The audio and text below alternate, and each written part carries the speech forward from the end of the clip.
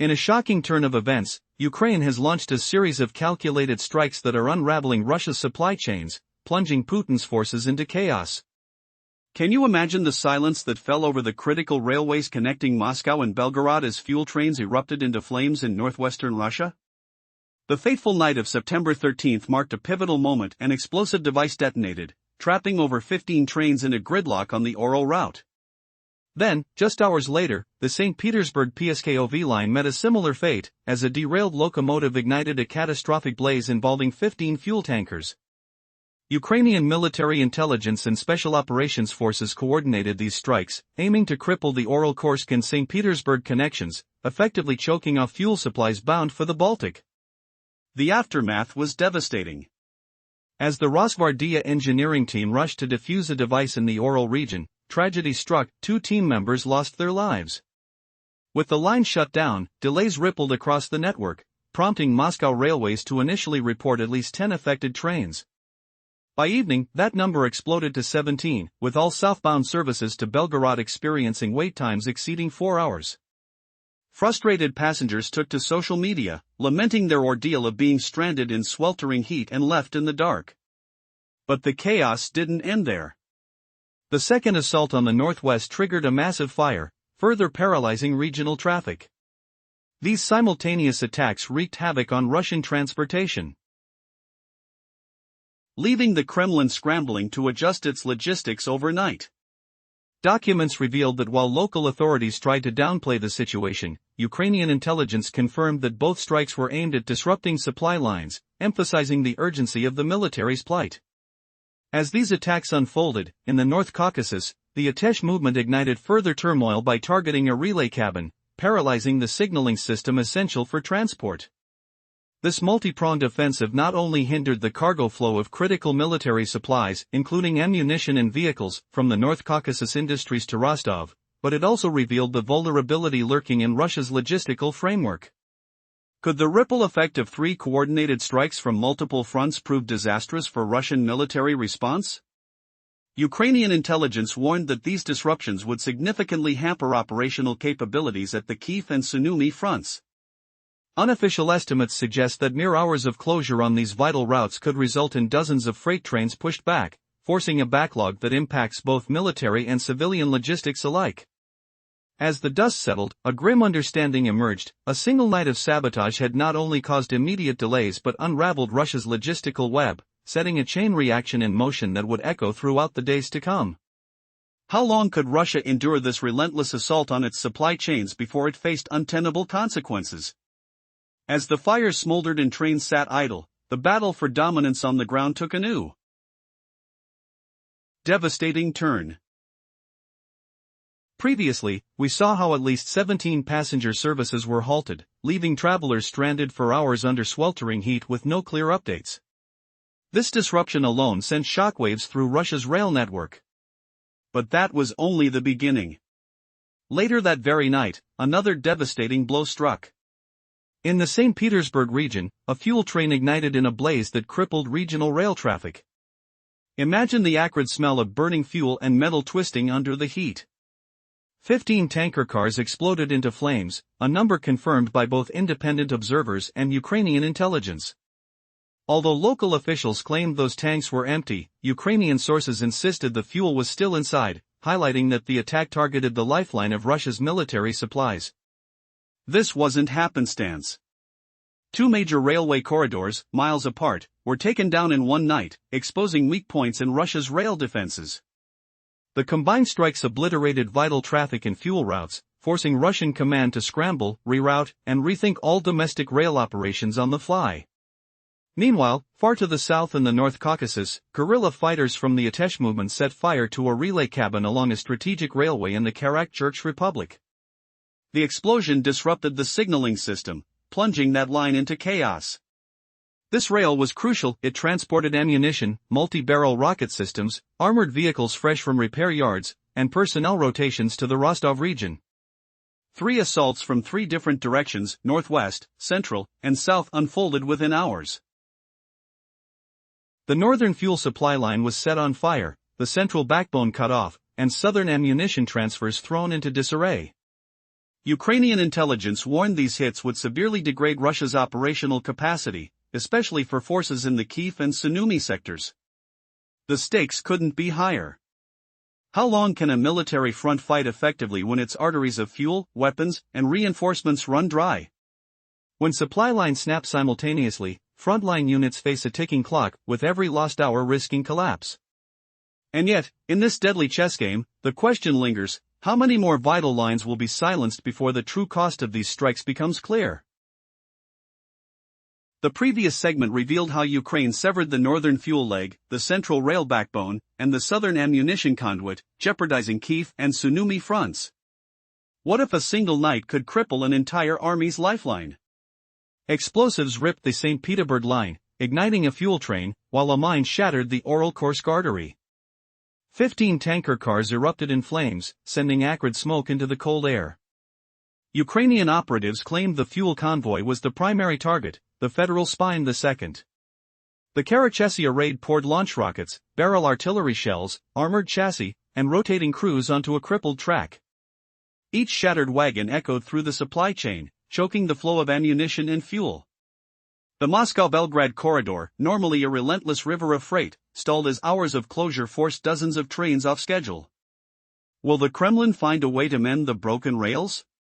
The next account showed passengers stranded in sweltering stations, waterless and hungry. Imagine being holed up on a platform, heat pressing like a fist, while distant flames crackle. Train 76 lingered for hours at Staroaskil, its compartments empty of food, while some seats received meager soup and biscuits. Emergency staff scrambled, but the chaos spread like a contagion. At least 17 passenger services vanished from the timetable, a clear sign of disruption. Freight suffered a multiplier effect, each closed segment forced an endless queue, signaling delays creating a sandblast cascade of waiting engines. Several dozen military logistics slots slipped into postponement. The exact count hidden from officials. The loss of 15 fuel wagons reshaped terminal schedules across the region. How long before the stalled freight chokes the front lines completely? Can a single night of sabotage cripple an entire war supply chain? Earlier we saw how closing one line creates a cascading queue of freight, magnifying delays and crippling logistics. The fire in the Leningrad region opened a fresh gap in fuel flow. Fuel trains feed both frontline artillery and civilian ports, so losing them reverberates widely. 15 tanker cars burst into flames, their black smoke licking the cold sky. Each destroyed wagon erased slots at multiple terminals, rewriting the entire timetable. Imagine hearing the metallic scream of tracks as they give way, feeling heat sear the steel, tasting ash on the wind. Ukrainian intelligence and special forces coordinated 3 strikes in perfect synchrony. On one side, explosives were hidden beneath the rails, rupturing the line's backbone. On another, a charge tore the track, derailing a fuel train that roared into fire. Simultaneously, a sabotage team in the North Caucasus silenced a relay cabin, plunging the signaling system into darkness. These moves form a stop-stun-confuse model. First, the federal backbone was halted, forcing traffic to reroute. Second, the burning fuel train slowed the northwest supply chain, choking the flow of diesel. Third, the disabled signals in the south scrambled the movement of ammunition and armored vehicles. When all 3 unfold in a single night, Russian commanders face only 3 choices: reroute, delay, or cancel the slot. Open sources confirmed the military impact was deliberate. Units in the Kyiv and Sumy directions will find their ammunition and fuel dwindling, curbing active combat capability. The loss of 15 fuel wagons also strains civilian logistics, threatening port deliveries and regional power.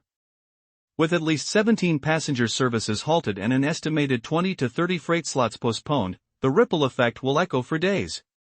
What will Russia's rail network do under this triple blow pressure? Will the next night bring another hidden charge, or will the lines finally hold steady? Summary: earlier we saw how 3 coordinated strikes, one halting the central rail backbone, another igniting a fuel train in the northwest, and a third disabling southern signaling, forced Russian planners into a frantic shuffle of routes, delays, and cancellations. Could a single night of covert sabotage shatter an entire supply network and leave a front line starving for ammunition? The question haunts analysts as smoke still clings to twisted steel. On the night of September 1314, Ukrainian operatives detonated devices on two vital lines. In the Oral-Kursk corridor, an explosive buried in the track ripped the rails apart, stopping federal traffic and trapping more than 15 trains in both directions. Hours later, a blast at the Stroganovo crossing near St. Petersburg derailed a locomotive, spilling fuel and igniting 15 tanker wagons. Simultaneously, rebels in the North Caucasus torched a relay cabin in the Karachurch Republic, silencing the signaling system that feeds ammunition and vehicle convoys from regional factories to Rostov. The immediate fallout was chaotic. At least 17 passenger services on the Moscow-Belgrade route were halted, some passengers left sweltering on platforms without water or food. Freight traffic, usually a constant river of metal boxes, ground to a halt. With the line closed for 4 to 6 hours, analysts estimate a backlog of 20 to 30 freight slots, many loaded with tanks, spare parts, and fuel, being forced onto later trains or rerouted entirely. The loss of 15 fuel wagons alone rewrote the schedule of multiple terminals, threatening civilian transport and port supplies alike. Why does this matter? The Moscow-Belgrade corridor ferries artillery, Grad rocket packages, tank and IFV components, small-caliber rounds, armor repair kits, and fuel essential for the Kyiv front.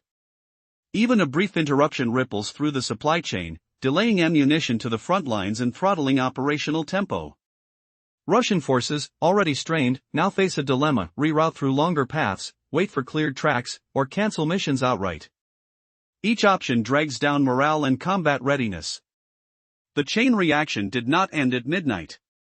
The torching of the fuel train left a lingering blaze, the crippled backbone forced trains onto secondary routes, and the silent signal box halted artillery shipments from the south.